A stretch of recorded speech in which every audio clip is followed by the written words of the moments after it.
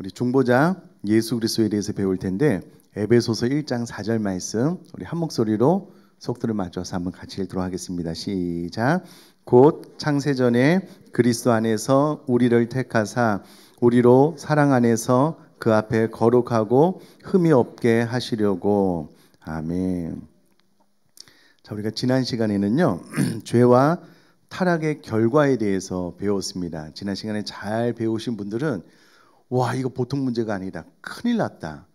나 정말 큰일 났다. 반드시 무언가 대책이 있어야 된다 라고 생각을 하셨을 텐데요. 그래서 바로 뒤이어서 20문의 질문이 이렇게 됩니다. 하나님께서 모든 인류를 죄와 비참의 상태에 멸망하게 버려두셨나요? 질문하고 난 다음에요 대답을 이렇게 하는데, 대답을 이렇게 하는 이유가 있습니다. 좀 길지만 제가 읽어볼 텐데 여러분 잘 보시면 좋겠습니다. 하나님께서는 그 순전하고 선하신 기뻐하시는 뜻대로 영원전에 몇몇을 영원한 삶을 위해 선택하셔서 은혜의 언약 관계로 들어가셨습니다. 이는 저희를 죄의 상태와 비참함의 상태에서 건져내어 구속자로 말미암아 구원의 상태에 이르게 하려 하심입니다. 자, 우리 이 신문은요 이 타락에 대해 배우고 깜짝 놀라서 야, 우리 큰일 났다 다급하게 묻는 듯한 질문이 있었는데요. 다행히도 답은 그러지 않으셨다입니다. 그러면서 두 가지를 행하셨다라고 이 신문에 알려주고 있는데요. 첫째는 몇몇을 영원한 삶을 위해 선택하셨다는 겁니다. 자, 이 부분을 또 잘 이해를 해야 되는데요. 둘째는 그들과 은혜의 언약을 세우셨다라는 겁니다. 왜 이렇게 하셨는가? 그 목적이 무엇인가? 그 목적은 그 선택하신 자들을 죄의 상태와 비참함의 상태에서 건져내어 구원의 상태로 이르게 하시려는 것이다라는 겁니다. 그리고 이것을 가능케 하는 방식으로 구속자가 등장합니다. 이것이 이 신문의 질문에 대한 참으로 다행스러운 대답입니다. 세부적으로 좀 살펴보도록 할 텐데요. 자, 일단 이 신문을 배우기 전에 우리가 지금 타락을 배운 직후에 이 신문을 배우고 있다는 것을 기억하시면 좋겠습니다. 타락의 결과를 배워놓고 나서 보니까 이게 보통 심각한 문제가 아닌 거예요. 이 상태에서 빨리 좀 벗어나고 싶은데, 이 상태로는 큰일 났다 싶은데 이 신문에서 야, 하나님께서 우리를 그런 상태에 그냥 내버려 두시지 않고 새로운 길을 열어주셨다라고 대답을 하고 계십니다. 좀 세밀하게 살펴보면은요, 하나님께서 우리를 구원해 주실 때에 몇몇을 선택하셨다라고 소결의 문답이 이야기를 합니다. 자, 이 땅에 존재하는 모든 사람들은 다 구원을 받을까요? 다 구원을 받지 못할까요? 다 구원을 받지 못합니다. 왜냐하면 하나님께서 구원받을 몇몇을 선택하셨기 때문에 그렇습니다. 왜 그러면 하나님께서 몇몇을 선택하셨는가? 그 이유와 목적이 무엇이냐? 하나님의 영광을 위해서 하나님께서 그렇게 하셨고, 구속받은 자를 영생 얻게 하시려고 하나님께서 몇몇을 선택하셨다는 거예요. 그러면 선택받은 사람들이 구원을 받음에 있어서 어떠한 조건이 있는가? 아니라는 거예요. 무조건이라는 거예요. 조건이 없다는 겁니다. 온전히 하나님의 순전하고 선하신 하나님의 기뻐하시는 뜻대로 하나님께서 친히 몇몇을 선택하셨다라고 이 신문의 대답을 해주고 있습니다. 그들을 건져내어 데리고 가심인데요. 어디에서? 지금 죄와 비참한 상태로부터 어디로? 은혜의 언약 관계로. 누구를? 선택하신 몇몇을 어떻게? 구속자로 말미암아, 예수님으로 말미암아 그렇게 하셨다라는 겁니다. 이 교재가 참 좋은 게 무엇이냐면 그 밑에 설명을 이렇게 잘하고 있습니다. 이 신문의 질문을 잘 보면 신기한 게 있다는 거예요. 19문까지 배워놓으면 자, 그러면 큰일 났다. 우리가 무엇인가 해야 되겠는데 어떻게 하면 되느냐? 우리의 행위에 초점이 맞춰져 있지 않고요. 다시금 하나님께서 우리에게 어떤 일을 행하셨는가 라는 부분에 초점을 맞추어서 이 신문과 대답이 나오고 있다라는 거예요. 왜냐하면 지난 시간까지 잘 배웠으면 우리는 전적 타락으로 인해서 우리는 완전히 죽었습니다. 그러니까 우리 입장에서 하나님으로 나아갈 수 있는 모든 길이 단절된 거예요. 상실된 겁니다. 그러니까 우리들의 의지로 노력으로 힘으로 하나님 앞에 나아갈 수 없기 때문에 우리들의 구원도 죄의 비참한 상태에서 개선되는 것도 우리들의 의지적인 노력, 행위로는 불가능합니다. 결국은 하나님께서 은혜를 주셔야 되는데 그래서 이 신문의 초점이 대답이 다시금 하나님께로 맞춰지고 있는데요. 여러분 이 웨스트민스터 소규모 문답은 5년 6개월 동안 151명이 1163회에 걸쳐서 회의를 했고 그 결과 만들어진 것이 소규모 문답인데 그만큼 신뢰도 좋다. 어떻게 이 대답을 이렇게 명확하게 할 수 있을까? 저는 개인적으로 참 감동이 되는데요. 자, 계속해서 우리는 하나님과의 관계가 끊어졌고 이것이 죽은 것입니다. 지난 시간에 배웠고요. 바로 이러한 상황에서 우리는 소기름 문답 20문의 질문의 초점이 하나님께로 다시 가고 있다는 사실을 주목해야 됩니다. 초점. 우리 두 눈이 어디를 향하느냐? 우리 관심이 무엇을 향하느냐? 대단히 중요한데요. 사람은 언제나 무엇인가를 지향하며 살아가는데 그러면 핸드폰이나 카메라를 이렇게 갖다 대면은요. 스스로 초점을 징징징 하면서 맞추는 것처럼 우리도 어떤 곳에 초점을 맞추는데요. 할 수만 있다면 우리의 초점을 인생 전체의 가장 큰 복이 되는 올바른 방향으로 맞춰 가야 되는데 그 초점은 바로 하나님 그리고 하나님의 말씀에 초점을 맞춰 가야 된다라는 거예요. 자, 그런데 성경은 다행히도 하나님은 우리를 내버려 두지 않으셨다라고 말을 하고 있고요. 이 신문의 대답은 두 가지를 서술하고 있는데 다시 한번 말씀드리면 몇몇을 선택하셨다. 은혜의 언약을 그들과 세우셨다. 그리고 그 목적은 죄와 비참함의 상태에서 구원의 상태로 옮기시기 위한 것이다. 이것이 이 신문의 핵심입니다. 자, 그러면 하나님께서 몇몇을 선택하셨다. 누군가는 버려두셨다. 이제 유기라고 하거든요. 그래서 이제 선택과 유기를 잘 이해를 해야 되는데요. 왜 하나님은 특정한 몇몇의 사람만을 택하신 것일까요? 택감받지 못한 사람들에게는 너무 가혹하지 않나요? 이런 질문이 생겨날 수 있잖아요. 하지만 이것은 하나님의 속성을 생각할 때 아주 당연한 것이다라는 겁니다. 일단 하나님의 공의로운 속성에 의하면 죄를 용납할 수 없습니다. 하나님께서 아담과 하와에게 반드시 선악과를 따먹으면 정령 죽으리라고 말씀하셨으므로 그 이후의 모든 인류는 스스로의 선택, 원죄로 인한 자범죄로 인하여 죄에 대한 대가, 죄책, 영원한 지옥 형벌을 받는 것이 하나님의 공의로운 속성에 부합되는 겁니다. 그러므로 여러분 이 땅에 살면서 본인의 죄로 말미암아 심판을 받는 것은 하나님의 공의로운 속성에 의해서 옳은 겁니다. 여러분 예를 들어서 이 땅에 흉악무도한 범죄자가 있어요. 근데 그가 돈이 많아.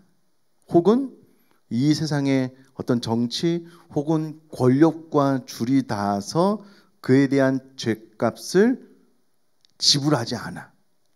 그러면 사람들에게 분노를 줄까요, 안 줄까요? 주겠죠. 흉악무도한 죄면 그가 누구라도 법 앞에 평등해야 되잖아요. 아담과 하와가 죄를 지었으므로 그 죄에 대한 대가를 우리 모두가 지불하는 것이 하나님의 공의입니다. 이게 당연한 겁니다. 그리고 하나님의 전지전능한 속성 자유롭게 정하시고 그대로 이루시는데 이 모든 것은 하나님의 영광으로 해서 하신다는 거예요. 뒤에서 설명을 좀 다시 드리겠습니다. 그러므로 가로를 채워보십시오. 공의로운 속성에 의해 죄를 용납할 수 없다라는 겁니다.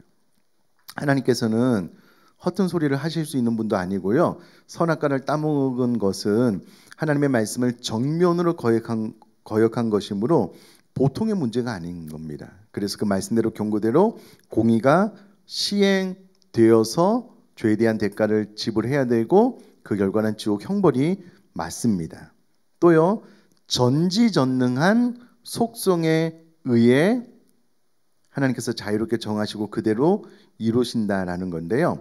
하나님은 전지전능한 속성에 의해서 모든 것을 다 아십니다. 세상에 구원받는 사람과 그렇지 못한 사람이 있다는 것은 성경의 증거를 통해서 그리고 우리들의 경험을 통해서 알 수 있습니다. 만약 하나님께서 모든 사람이 구원받기를 원하셨는데 그중 일부가 구원을 받지 못한다는 것은 하나님의 전지전능한 속성에 비추어 볼 때 말이 되지 않는 상황이라는 거예요. 전능하신 하나님께서 원하시고 계획하신 일이 일어나지 않게 되는 법이란 없다는 겁니다. 이게 무슨 말이냐면요. 자, 저를 한번 봐주시면 하나님이 온 세상을 사랑하사 온 인류가 구원받기를 원하셨어요. 근데 우리가 보니까 구원받는 사람이 있고 구원받지 못하는 사람이 있죠. 그러면 하나님의 전능하신 속성은 위배가 되는 거예요. 아니, 하나님께서 모든 인류가 구원받기를 원하시고 하나님은 전능하신데 어떻게 보니까 일부가 구원을 못 받았어요. 그러면 하나님의 전지한 속성에도 전능한 속성에도 맞지 않는 거예요. 그러므로 애당초 하나님께서 몇몇을 선택하여 구원하기로 작정하시고 그 작정대로 이루어지고 있다라고 말하는 교리가 정확한 대답이다라는 거예요. 자, 머릿속에 궁금증이 많이 생겨날 텐데 이후에 어느 정도 좀 해결을 줄 수 있을 텐데요. 자, 우선의 교재를 따라가 보면은요. 따라서 우리는 하나님께서 구원받을 자와 그렇지 않을 자를 미리 정하셨고 그 정하신 그대로 구원하신다는 것을 알 수 있습니다. 자, 로마서 8장 30절 말씀 같이 읽겠습니다. 시작. 또 미리 정하신 그들을 또한 부르시고 부르신 그들을 또한 의롭다 하시고 의롭다 하신 그들을 또한 영화롭게 하셨느니라. 아멘. 정확하게 하나님께서 미리 정하신 그들이 있다는 거예요.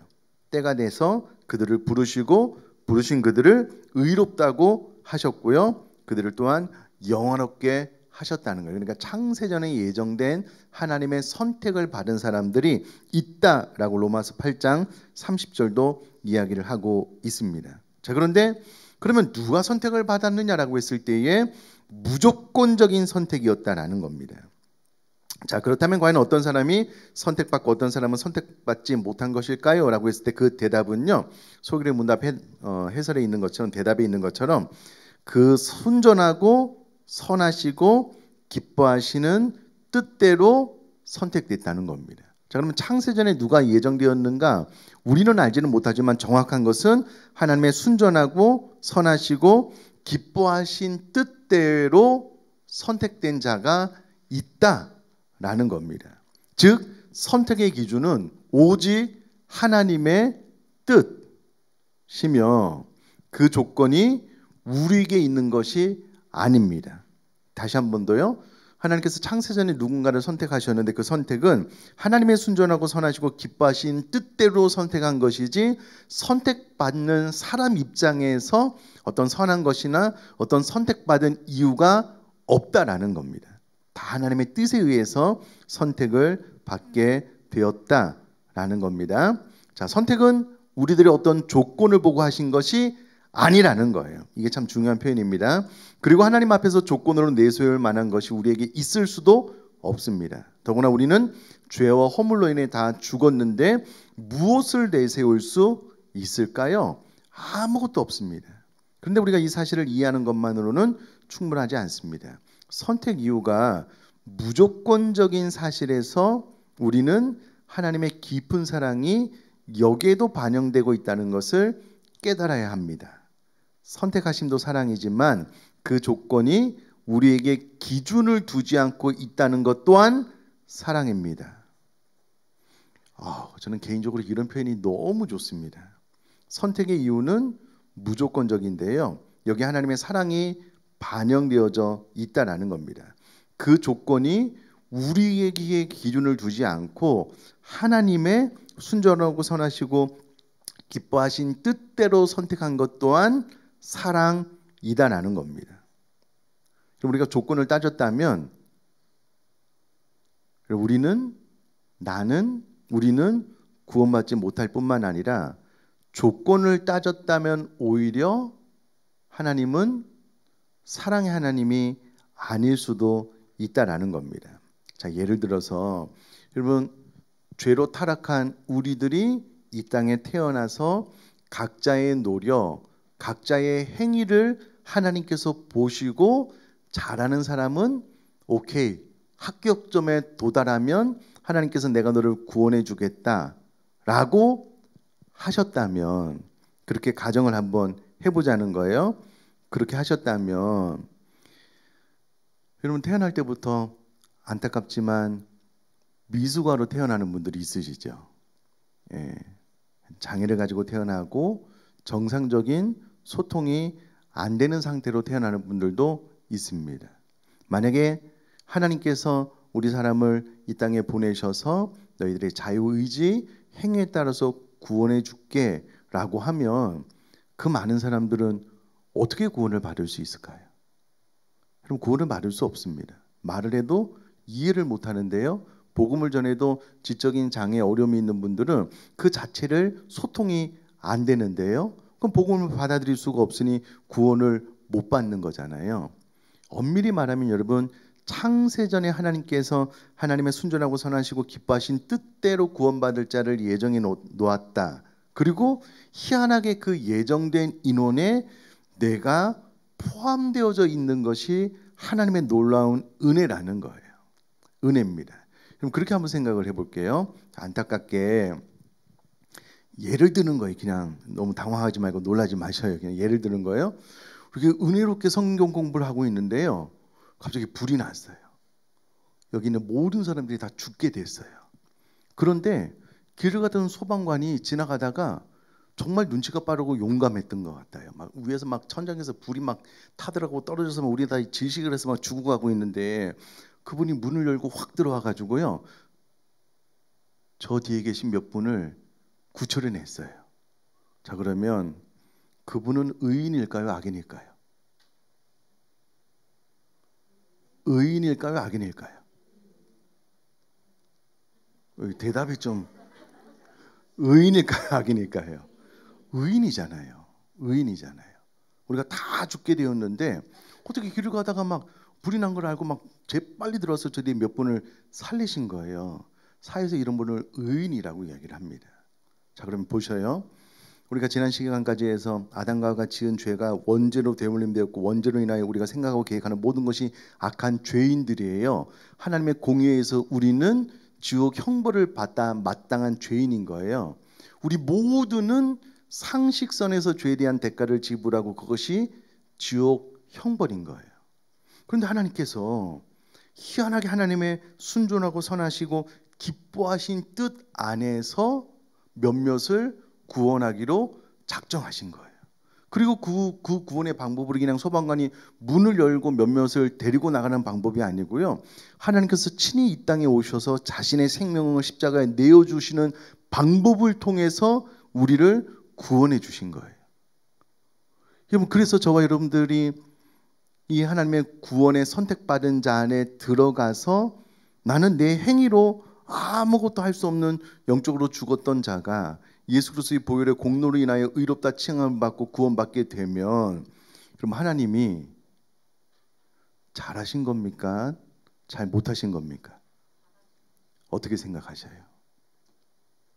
우리는 하나님의 예정 선택하면, 우리는 누가 예정되었고 누가 선택된지는 몰라요.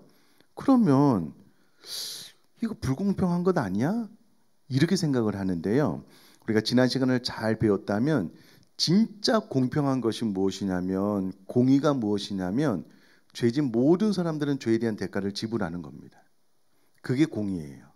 그게 바른 겁니다. 그럼 지금 우리나라도 죄를 지었는데 죄에 대한 대가를, 그가 가지고 있던 어떤 권력 때문에 죄에 대한 대가를 지불하지 않아요. 그러면 국민들이 분노하는 거예요. 왜? 우리 모두는 만민이 법 앞에 평등해야 되는데 죄를 지었으면 죄에 대한 대가를 지불해야 된다는 거예요. 그럼 우리가 아담과 하와 죄를 원죄로 대물림 받아서 우리가 생각하고 계획하는 모든 것이 악한 죄인인데 우리 죄에 대한 대가를 지불해야 되잖아요. 그게 지옥 형벌이고, 그러므로 우리 모두가 다 지옥 형벌을 받는 것이 하나님의 공의에 맞아요. 맞습니다. 그런데 왜는 이제 왜인 사랑인지 하나님께서 창세전에 하나님의 순전하고 선하시고 기뻐하신 뜻대로 선택하셔서 그 사람을 구원하기로 하는 것을 예정하신 거예요. 그 안에 저와 여러분들이 있는 것이 놀라운 하나님의 은혜인 줄 믿습니다. 이게 감사해야 될 거지 하나님이 불공평하다라고 말할 것이 아니라는 거예요.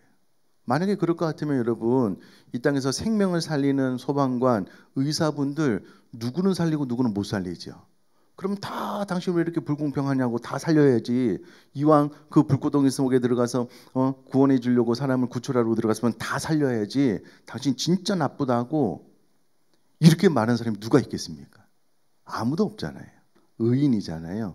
하나님의 사랑이다라는 거예요.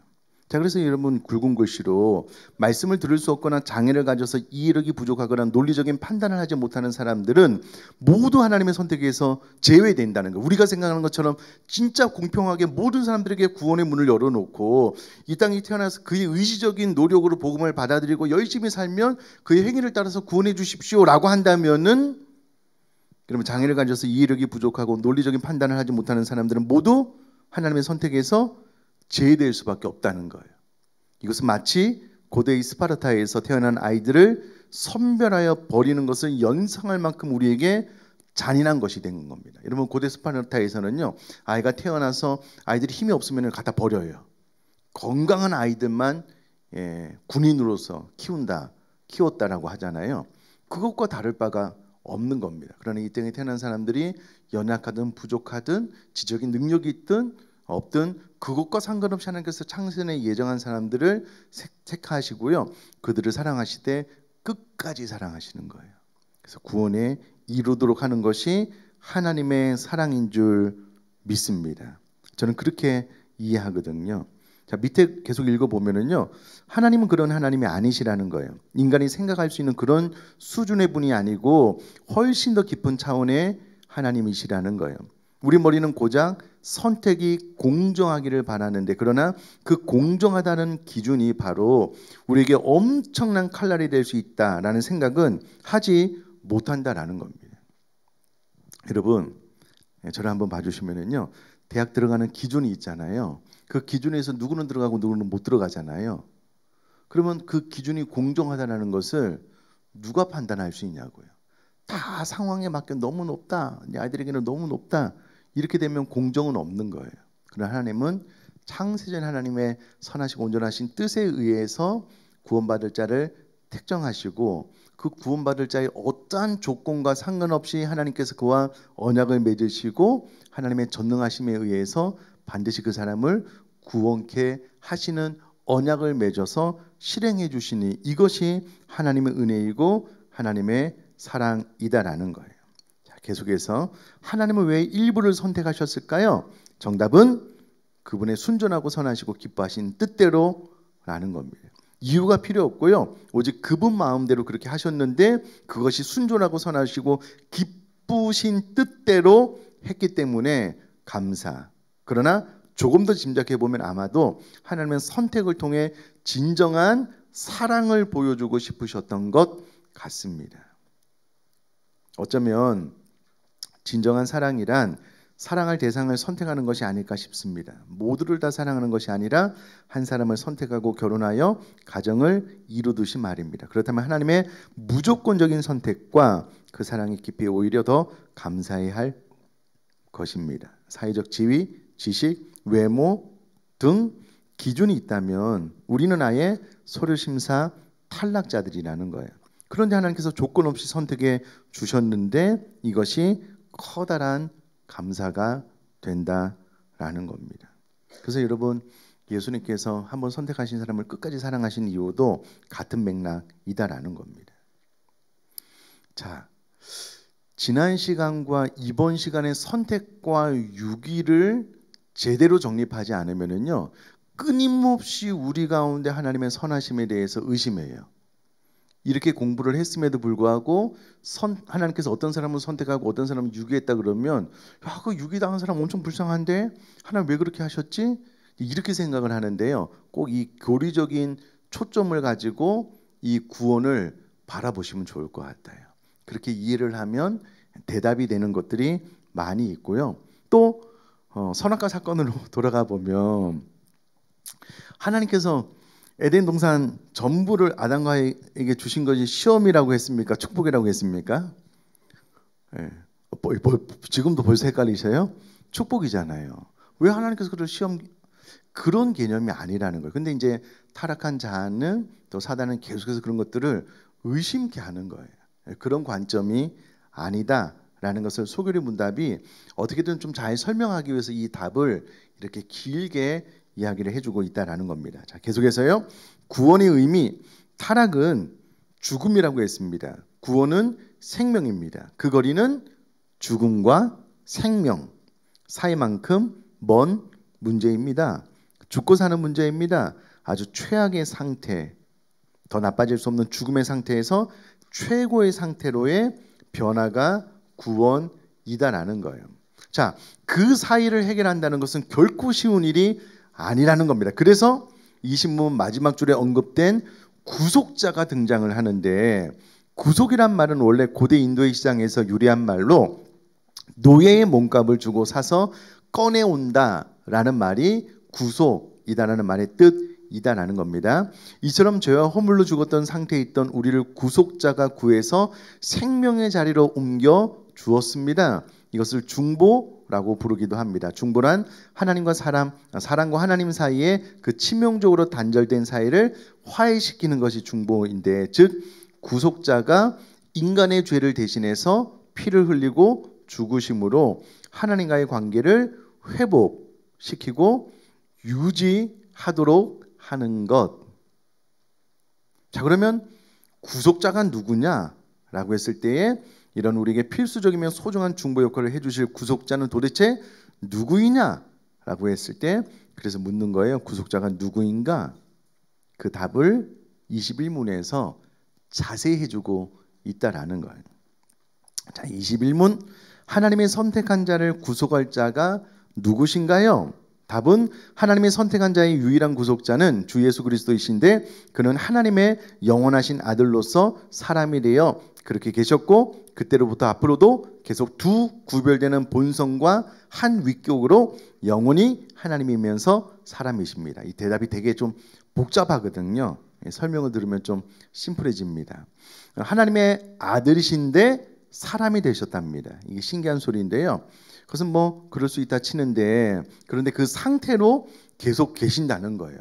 하나님은 인간의 몸을 입고 이 땅에 오셔서 예수님으로 인간과 신성, 인성과 신성을 가지고 계셔서 부활 승천하시고 난 이후에도 그것을 그대로 유지하고 있다라는 거예요. 무슨 특별한 이유가 있을까 궁금해지는데요.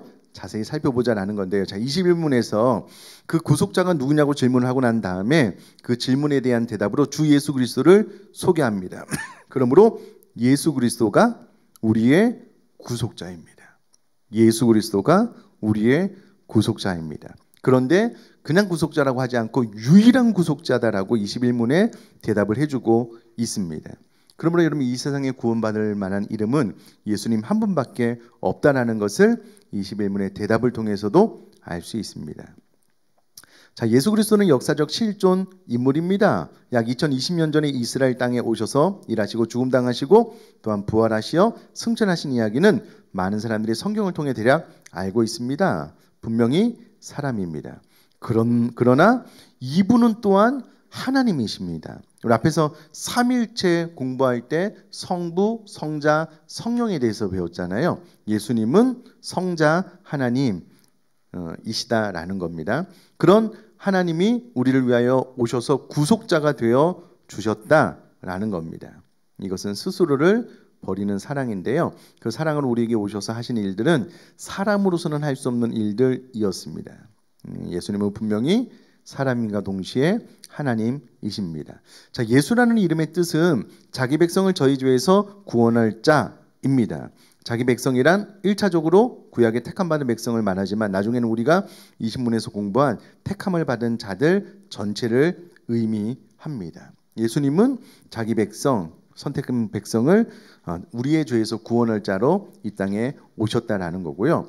그리스도라는 칭호는 예수에 대해서 배웠으니 그리스도라는 칭호는 기름 부음을 받은 자라는 뜻입니다. 옛날에는 왕, 제사장, 선지자를 세울 때 그의 머리에 기름을 부음으로써 그 사람의 그 일에 적합한 자라는 사실을 공식화했다라는 거예요. 예수님의 이름에 그리스도라는 칭호가 들어간 것은 그분이 우리를 구속할 구속자에 정확하게 꼭 알맞는 분이다라는 의미가 있다라는 거예요. 자, 성육신 구속자의 조건, 구속자의 조건으로서 성육신을 이야기하고 있는데요. 자, 21문은 계속해서 하나님이 우리를 제대로 구속하기 위해서는 아주 까다로운 조건을 충족시킬 구속자가 필요하다는 것을 말해줍니다. 왜냐하면 앞서 말씀드렸다시피 죽음과 생명이 너무나도 큰 간격이 있어서 이 문제가 보통 문제가 아니기 때문에 이 문제를 해결하실 분은 특별한 분이셔야 되는데 그분이 바로 하나님의 아들 예수님. 자, 왜 중보자가 예수님만 될 수 있느냐 하는 질문에 대한 중요한 대답이다라는 겁니다. 예수를 구속자로 고백하지 않는 세상에 사는 모든 종교와의 차이점이 여기서도 나옵니다. 자, 구속자에 대한 설명으로 하나님의 영원한 아들이 사람이 되셨고 계속 그렇게 계신다고 설명합니다. 지금도 그리고 영원히. 이게 무슨 소리일까요? 중보자가 왜 꼭 하나님이며 동시에 인간이셔야 할까요? 하필이면 신성과 인성을 같이 가지고 계시는 신인이라고 하는 이해하기 어려운 존재, 어려운 분 존재하는 이유가 무엇일까요? 우리의 구속자가 되기 위해서 갖춰야 될 조건은 그가 온전한 인간이면서도 온전한 하나님이셔야 되기 때문입니다. 이게 이 구속을 이루기 위해서는요, 그는 사람인과 동시에 하나님이셔야지만 구속자가 될 수 있거든요. 자, 인간으로서 모든 것을 다 겪으셨고요. 인간을 구원하기 위해서 인간의 몸을 입고 오셔야만 했습니다. 그런데 단순히 인간은요, 죄와 사망의 힘을 권세를 이길 수가 없어요. 그래서 그는 인간과 동시에 인간의 죄를 대신 지고 그 죄에 버린 사망을 이겨낼 수 있는 하나님이셔야 했기 때문에 예수님은 인성과 신성을 동시에 가지고 계신 분이다라는 거예요. 한 번 더요. 인간으로서에 대한 설명인데요. 과거 사람 대신에 다른 동물들을 가지고 와서 죄를 전가시키고 죽였잖아요. 소, 양, 염소 등 사람을 구원하기 위해서 예수님도 제물로 사람이 되어서 이 땅에 오셨다라는 거예요. 그래서 인간으로서 겪는 모든 것을 다 겪으시고 최후하심으로 우리 죄를 짊어질 제물 되셨고요. 하나님으로서 그러나 또한 인간의 죄를 대신 지고 그 죄에 버린 사망을 이겨내야 하는데 인간으로서는 하나님의 진노를 당해서 견디지 못하기 때문에 인간으로서는 그 진노를 이길 힘이 없는 거예요. 특별히 죽음을 이기고 부활하려면 하나님이셔야 됐기 때문에 예수님 안에서는요, 인성과 신성을 가지고 계신 분으로서 이 땅에 오셔야만 했다라는 거예요. 그래서 우리의 구속자는 인간과 동시에 신이어야 했다라는 거예요. 자, 주의할 점은 이것이 두 인격이 아니라 한 인격체라는 겁니다. 결국 구속자의 조건은 우리 죄를 대신 완벽하게 해결하면서도 하나님의 사랑과 공의의 원리를 분명하게 드러내는 것에 철저히 초점을 맞추고 있습니다. 저를 봐주시면 그러면 여러분 이 땅에 존재하는 모든 구원자라고 말하는 사람 중에서 유일한 구원자, 온전한 유일한 구원자는 예수님밖에 없습니다. 왜냐하면 하나님과 동시에 신이셔야만 됐거든요. 인간이 존재하는 모든 종교의 창시자가 내가 신이다라고 말을 해본들 그는 태어나서 죽음으로써 끝났습니다. 여러분 기타 모든 종교의 창시자 가운데 부활을 말하는 종교는 기독교밖에 없어요. 그리고 그 구원자가 신이다라고 말하는 종교도 기독교밖에 없습니다.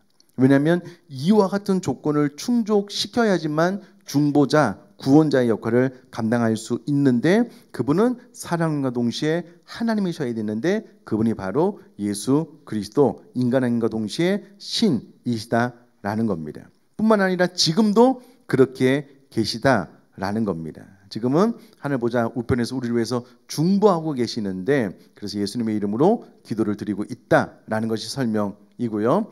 자, 22문 하나님의 아들이신 그리스도께서 어떻게 사람이 되었나요? 이 설명도 중요한데요.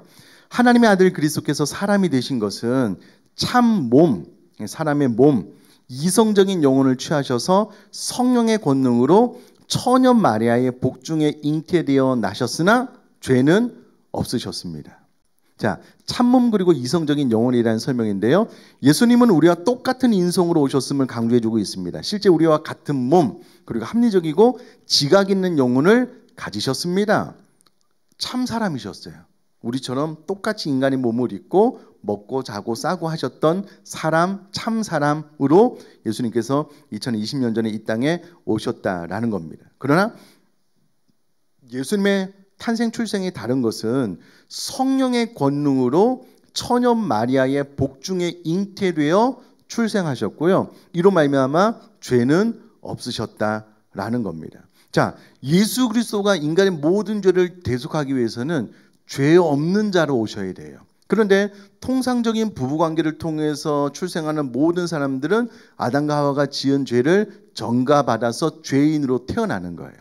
그래서 예수님이 이 땅에 오셨을 때 성령으로 잉태되어서 출생할 수밖에 없었다라는 거예요. 그래야만 아담과 하와의 죄를 안고 죄인으로서 태어나지 않기 때문에 그렇습니다. 자, 여러분 이것을 사람이 만들려면은요 21세기를 살아가고 있는 오늘날 이성적으로 합리적으로 맞게 설명을 해서 위대한 어떤 신으로 그가 사람이 되어서 왔다라고 설명하지, 세상 사람들에게 예수님께서 성령으로 잉태돼서 처녀의 몸으로 났다 그러면 처음부터 콧방구를 껴요. 그게 무슨 말이 되는 소리냐고. 근데 이와 같은 원리에 의해서 예수님께서 성령의 권능으로 처녀 마리아의 복중에 잉태되어 나지 않으셨다면 죄인인 거예요. 죄인은 죄인을 구원할 수 없습니다. 그러면 이와 같은 논리가요 딱딱딱딱 맞아 떨어지게 된다라는 겁니다. 만약 자기 자신에게도 여전히 죄가 있는 자가 다른 이를 위한 구속자 역할을 하려고 한다면 어떤 일이 벌어질까요? 당연히 자격 미달이라는 거예요. 그래서 죄 없는 자만이 다른 죄인을 위해 자신을 내어줄 수 있기 때문에 예수님은 성령으로 잉태되어 죄 없는 몸을 가지고 이 땅에 오셨다라는 겁니다. 그러면서 이런 예를 하나 적어놨는데요. 어떤 사형수가 다른 사형수를 너무나 사랑한 나머지 간수에게 제가 지금 사형장으로 끌려가는 저 사람을 대신해서 사형당하겠습니다. 쟤는 풀어주십시오. 이렇게 나온다면 간수 입장에서는 너는 네 죄로 인하여 죽을 거야. 기다리면 너도 죽어. 그렇게는 안 돼. 이렇게 되는 거예요. 그러니까 예수님께서 죄 있는 인간의 몸으로 이 땅에 오셨다면 누구의 죄도 감당할 수 없는 거예요. 자, 그런데 또 보셔요. 예수님께서 모든 사람의 죄를 감당하기 위해서 인간의 몸을 입고 오셨어요. 죄 없는 몸을 입고 오셨는데 그 안에 신성이 없으신다면 죽었다가 죽음의 권세를 이길 수가 없는 거예요. 그러니까 부활이 안 되는 거예요. 그러니까 예수님은 반드시 인성과 신성을 가지고 오신 분이셔야지만 우리의 구속자가 될 수 있고요. 예수님이 인성과 신성을 가지고 오셨기 때문에 죽고 난 이후에 그의 신성으로서 죽음의 권세를 깨치시고 부활하셨으므로 부활의 첫 열매가 되어서 구속자, 중보자의 역할을 충분히 감당하셨다라는 겁니다. 여기까지 이제 22문에서 가르쳐주고 있습니다. 자, 지난 시간이랑 오늘까지 우리가 기독교 진리를 이해함에 있어서 참 중요한 대목입니다. 무엇보다도 지난주에 죄책, 죄의 결과 우리 편에서 하나님 앞으로 나갈 수 있는 모든 노력, 허사, 단절, 상실 되었으므로 우리 편에서 어떠한 그 무엇도 해볼 수 없는데 또 이런 죄인을 하나님께서 먼저 예정하시고 또 그냥 말로만 구원하신 것이 아니고 하나님이 인간의 몸을 입고 이 땅에 오셔서 십자가라는 엄청난 대가를 지불하시고 우리를 구원하신 것이 하나님의 은혜이고 사랑이라는 거예요. 자, 이런 것들을 잘 생각하지 않으면 선택 유기만 자꾸 생각해서 그럼 하나님 마음대로 누구를 선택하고 하나님 마음대로 누구는 그냥 유기 방관해버리면 그것은 하나님이 공평하지 않은 것 아닌가, 하나님께 오류가 있는 것 아닌가 자꾸 이렇게 생각을 하는데요. 성경적인 생각이 아닙니다. 우리 모두가 다 우리 죄로 말미암아 지옥 형벌을 받아 마땅한데 하나님의 선하신 뜻에 의해서 하나님께서 예정하시고 그 예정할 때도 우리 사람에게 어떠한 조건도 보지 않고 하나님의 사랑으로 선택하시고 언약을 맺으셔서 때가 되매 성령으로 우리를 부르셔서 거듭나게 하시고 예수 믿는 믿음을 갖게 해주시고 또 예수님을 주로 고백하게 하시고 또 이 믿음으로 말미암아 구원까지 허락해 주시니 이것이 하나님의 은혜이고 사랑이고 감사해야 될 이유라는 겁니다. 이것을 꼭 기억하시고 이제 이와 같은 부분에 대해서 누가 묻거든 배운 교리대로 잘 설명을 해주시면 좋겠고요. 이것 외에 여기까지 배우고 나면 여러 가지 궁금증이 생길 수가 있어요. 그러면 절대 가슴에 담아두지 마시고요. 교고 목사님을 통해서 혹은 저에게 질문을 해주시면 아는 범위 안에서 좀 대답을 드릴게요. 그래서 어떤 그 부분에 대해서 의심이 좀 딱 해결돼야지 그 다음 단계로 나아갈 수 있거든요. 안 그러면 여러분 여기까지도 배우고 난 것들이 마음에 정립이 안 되면 선악과부터 또 다시 시작을 해야 돼요. 왜 하나님께서 선악과를 만드셔서 그 선악과 따먹게 했을까? 그게 축복인데 또 거기서부터 시작을 하거든요. 이제 하나님의 작정, 예정, 섭리, 이 모든 흐름들을 좀 잘 이해하면 해결되는 것들이 많아요. 그래서 혹시 모르시면 또 홈페이지에 영상이 있으니까 좀 두 번, 세 번 계속 반복해서 보시고 그럼에도 불구하고 궁금증이 생겨나는 것이 있다면 반드시 질문을 통해서 해결하고 다음 단계로 나갈 수 있기를 제가 주님의 이름으로 부탁드립니다.